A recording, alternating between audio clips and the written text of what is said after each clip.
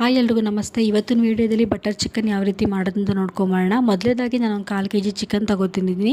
ರುಚಿಗೆ ತಕ್ಕಷ್ಟು ಉಪ್ಪು, 2 ಟೇಬಲ್ ಸ್ಪೂನ್ ಅಷ್ಟು ನಾನು ಬಟರ್ ಹಾಕಿ ಫ್ರೈ ಮಾಡ್ಕೊಳ್ಳಿ ಅಂತ ಆನಿಯನ್ನು ಮತ್ತು ಅರ್ಧ ಕಪ್ ಅಷ್ಟು ಮೊಸರು ಹಾಕಿ ಚೆನ್ನಾಗಿ ಮಿಕ್ಸ್ ಮಾಡಿ 1 ಅವರ್ ಮ್ಯಾರಿನೇಟ್ ಮಾಡೋಕ್ಕೆ ಇಡಬೇಕು.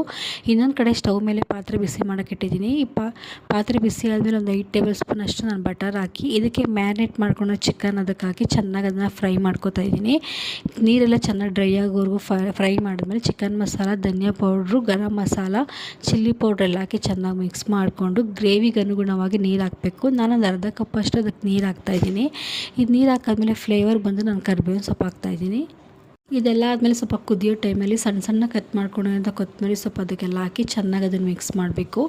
ಲಾಸ್ಟಲ್ಲಿ ಬಂದು ಫ್ರೆಶ್ ಕ್ರೀಮ್ ಎಲ್ಲ ಹಾಕಿ ಒಂದು 5 ನಿಮಿಷ ಚೆನ್ನಾಗಿ ಅದನ್ನು ಮಿಕ್ಸ್ ಮಾಡಿದ್ರೆ ಬಿಸಿ ಬಿಸಿ ಬಟರ್ ಚಿಕನ್ ರೆಡಿಯಾಗಿರುತ್ತೆ. ತುಂಬಾ ಚೆನ್ನಾಗಿರುತ್ತೆ. ಅನ್ನಕ್ಕಿರ್ಬೋದು, ಚಪಾತಿಗೆಲ್ಲ ಮಾಡ್ಬೋದು. ನಿಮಗೆ ಈ ವಿಡಿಯೋ ಇಷ್ಟ ಆಗಿದ್ರೆ ಲೈಕ್ ಮಾಡಿ, ಶೇರ್ ಮಾಡಿ, ಸಬ್ಸ್ಕ್ರೈಬ್ ಮಾಡಿ. Thank you.